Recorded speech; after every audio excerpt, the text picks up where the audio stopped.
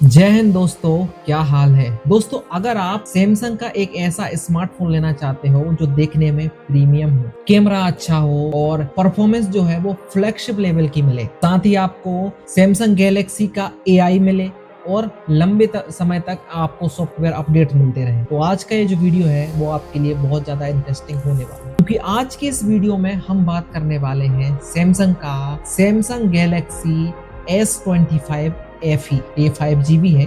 अब आप बोलोगे कि FE का मतलब क्या होता है। देखो, FE का मतलब होता है फैन एडिशन। सैमसंग अपने फ्लैगशिप लेवल के जो सैमसंग गैलेक्सी की S सीरीज है, फीचर्स को थोड़े कम प्राइस में देने की कोशिश करती है, लेकिन सवाल ये है कि आखिर सैमसंग गैलेक्सी S25 FE में क्या खास है। इसका जो Exynos 2400 प्रोसेसर है वो कितना ज्यादा पावरफुल है, गेमिंग कैसी है, साथ ही इसका जो जूम है वो 3x टेलीफोटो वाला वो आखिर कितना काम करता है, डिस्प्ले कैसा है, इसका बैटरी बैकअप कैसा है, गैलेक्सी एआई कैसा काम करता है, और सबसे जरूरी सवाल, क्या 2026 में सैमसंग गैलेक्सी S25 FE आपको खरीदना चाहिए या नहीं। तो आज के इस वीडियो में हम A to Z बात करने वाले हैं सैमसंग गैलेक्सी S25 FE के बारे में। और अगर आपको वीडियो पसंद आए तो वीडियो को लाइक कर दीजिएगा, अगर आप नए हो तो चैनल को सब्सक्राइब कर दीजिएगा, क्योंकि इसी तरह के वीडियोस हम लाते रहते हैं। तो बिना समय बर्बाद किए चलिए वीडियो को शुरू करते हैं। और हाँ, अगर आप सैमसंग का मोबाइल लेना चाह रहे हैं तो इस वीडियो को एंड तक जरूर देखिएगा। दोस्तों, सबसे पहले बात करते हैं इसके डिजाइन की। तो यहाँ सैमसंग ने S25 FE को काफी प्रीमियम रखा है।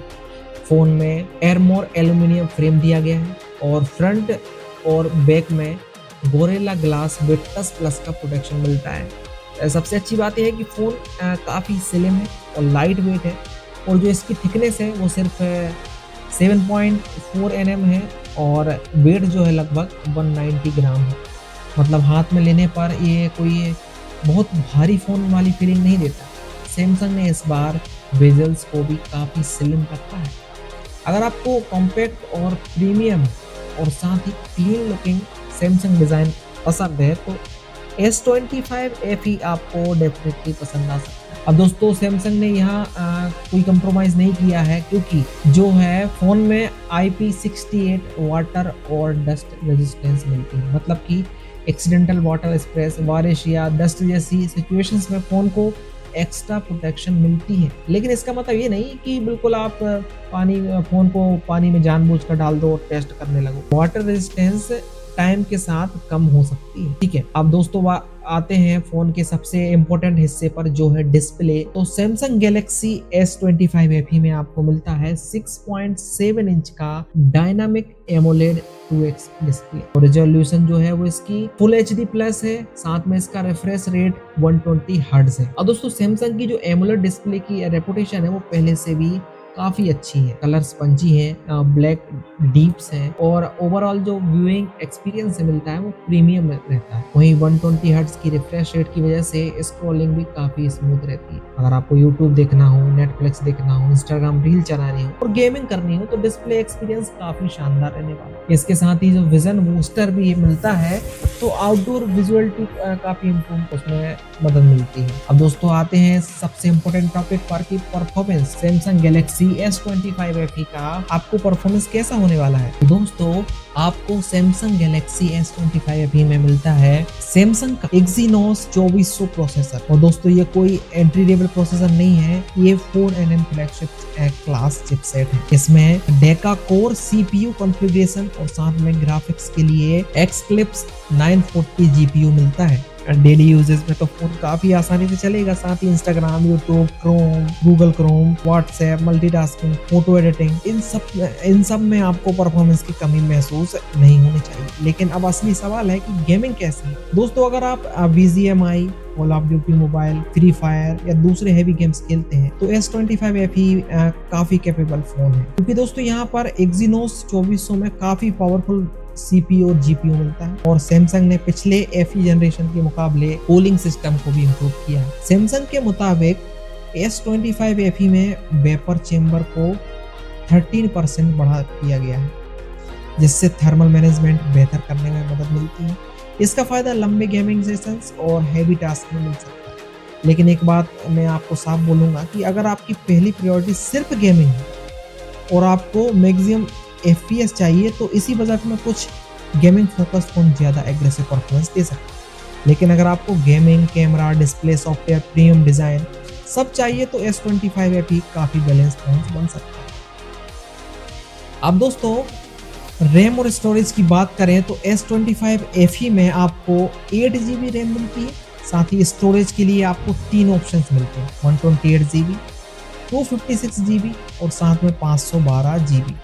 अब मेरी सलाह है कि अगर आप फ़ोन को 3-4 साल चलाने का प्लान कर रहे हैं तो 256 GB वेरिएंट्स ज़्यादा प्रैक्टिकल रहें, क्योंकि आजकल फ़ोटोज़, 4K वीडियोज़, गेम्स और ऐप्स काफ़ी ज़्यादा स्टोरेज लेते हैं।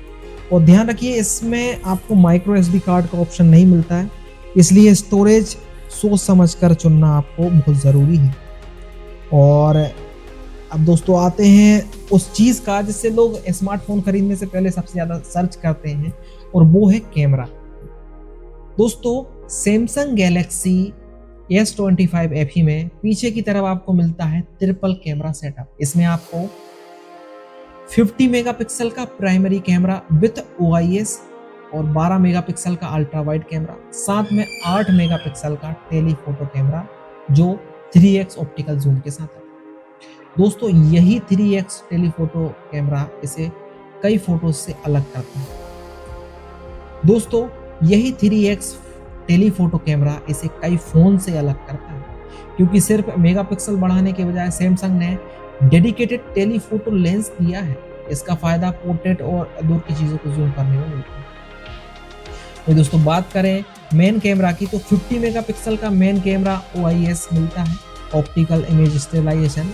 इसमें फ़ायदा क्या रहता है कि लो लाइट जो फोटोज़ हैं और साथ में जो वीडियो रिकॉर्डिंग में कैमरा शेक करने में कम करने में मदद मिलती है।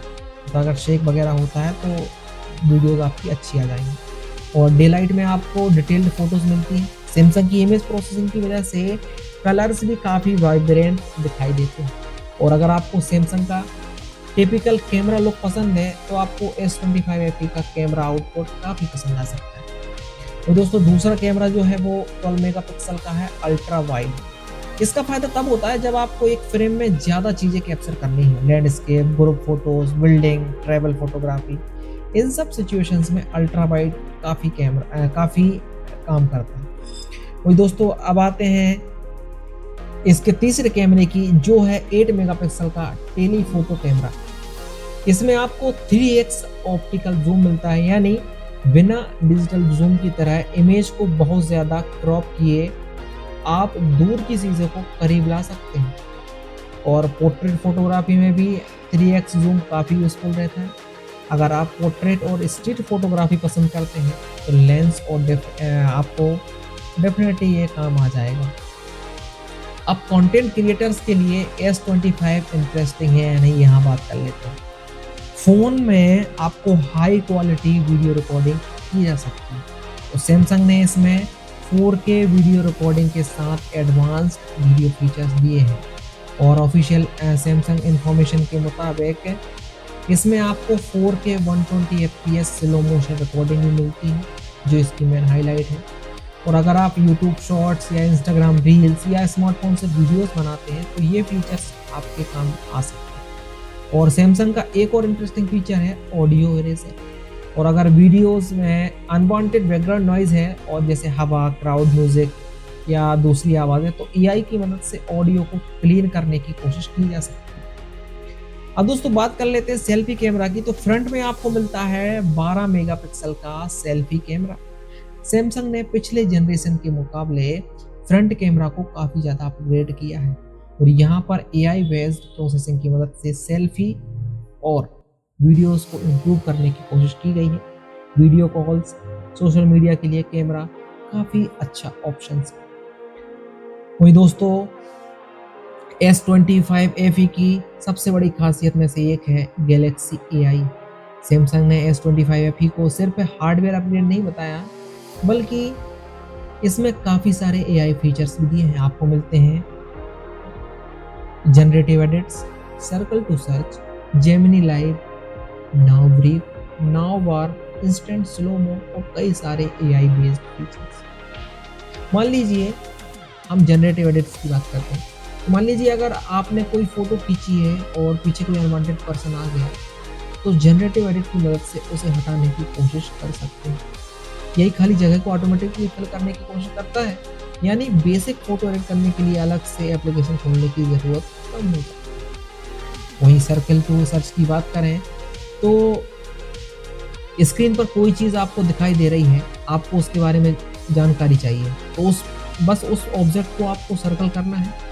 गूगल सर्च से इन्फॉर्मेशन मिल सकती है, शॉपिंग हो, प्रोडक्ट्स हो, प्लेसेस हो, या किसी और अननोन चीज़ को आप आइडेंटिफाई करना चाहते हैं, फीचर्स काफ़ी ज़्यादा काम आते हैं। वहीं जेमिनी लाइव की बात करें, तो अगर आप एआई असिस्टेंट का ज़्यादा यूज़ करते हैं, तो जेमिनी लाइव भी काफ़ी इंटरेस्टिंग है। आप कैमरा के सामने कोई चीज़ दिखाकर उससे बातचीत कर सकते हैं और कॉन्टेक्चुअल इन्फॉर्मेशन पूछ सकते हैं, यानी सैमसंग का फोकस सिर्फ फ़ोन हार्डवेयर पर नहीं बल्कि एआई एक्सपीरियंस पर भी है।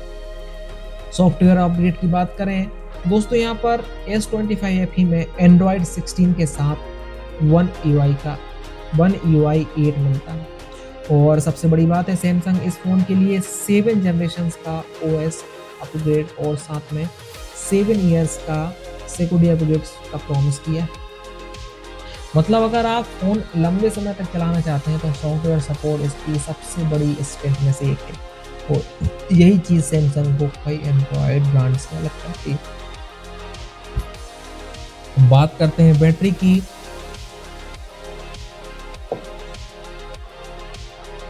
तो सैमसंग गैलेक्सी S25 FE में 4900 mAh की बैटरी दी गई है। अब कैपेसिटी देखने पर ये 7000 mAh या 6000 mAh फ़ोन इतनी बड़ी तो नहीं है, लेकिन सैमसंग ने हार्डवेयर और सॉफ्टवेयर ऑप्टिमाइजेशन पर फोकस किया है। नॉर्मल यूजेस में आपको अच्छा बैटरी बैकअप मिल सकता है। अगर आपका यूज़ यूट्यूब, इंस्टाग्राम, व्हाट्सएप या कॉल्स और थोड़ी गेमिंग तक, तो दिन निकलना संभव होना चाहिए। लेकिन अगर आप लगातार हैवी गेमिंग और 5G यूज़ करते हैं, तो बैटरी जल्दी कंज्यूम होगी।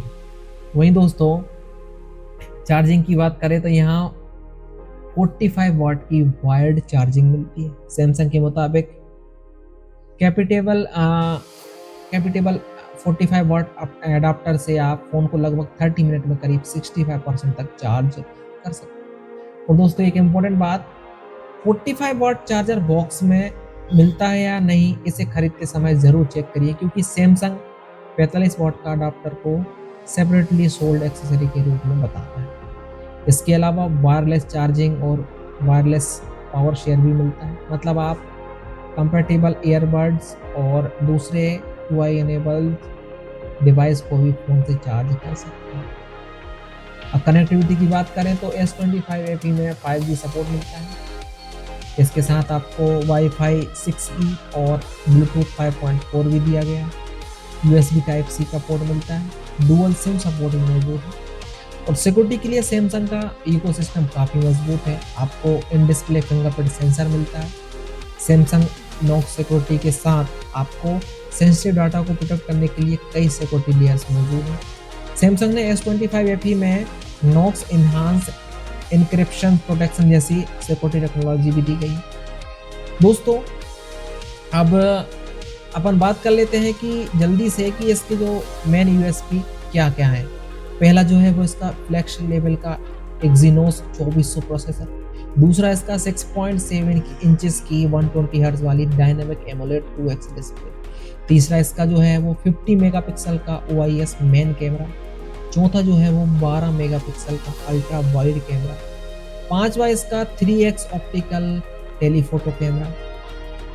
छठा जो इसका है वो गैलेक्सी AI। सातवां इसका IP68 वाटर और डस्ट रेजिस्टेंस। आठवां इसका वायरलेस चार्जिंग। नौवां इसका 7 ईयर का सॉफ्टवेयर और सिक्योरिटी अपडेट्स। और 10वां इसका स्लिम और लाइट वेट प्रीमियम डिजाइन। लेकिन दोस्तों कमियां क्या हैं? अब हर फोन परफेक्ट तो नहीं होता है, तो S25 FE में कुछ कंप्रोमाइजेस हैं। सबसे पहली चीज, बैटरी 4900 mAh की है, जो कुछ कॉम्पिटिटर्स की तुलना में छोटी लग सकती है। दूसरी, इसकी 45 वाट की चार्जिंग आज के हिसाब से बहुत ज़्यादा फास्ट नहीं कही जा सकती। और तीसरी, इसकी सिर्फ 8 GB रैम के साथ ऑप्शंस मिलते हैं। और चौथी, अगर आप सिर्फ रॉ गेमिंग परफॉर्मेंस देखते हैं तो कुछ चाइनीज़ ब्रांड इसी बजट में ज़्यादा एग्रेसिव हार्डवेयर दे सकते हैं। लेकिन सैमसंग का एडवांटेज है उसका complete package, camera, software, AI update, साथ में IP68 और वायरलेस चार्जिंग, सैमसंग का इकोसिस्टम। तो दोस्तों 2026 में S25 FE खरीदना चाहिए? ये सबसे बड़ा सवाल आएगा कि 2026 में गैलेक्सी S25 FE आपको खरीदना चाहिए या नहीं।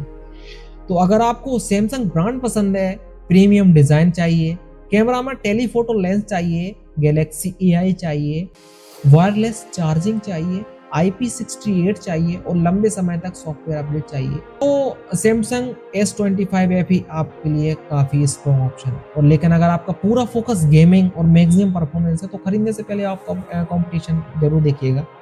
और अगर आपको सैमसंग ही लेना है तो प्राइस ड्रॉप या बैंक ऑफर के साथ आप S25 FE और भी ज़्यादा इंटरेस्टिंग हो सकते हैं। अब दोस्तों आखिर में बात कर लेते हैं इसकी प्राइस की।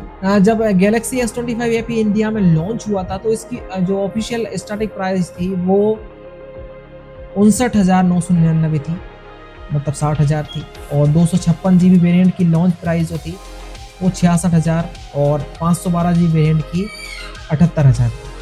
लेकिन अभी 2026 में मार्केट प्राइस जो है वो काफ़ी नीचे आ चुकी है।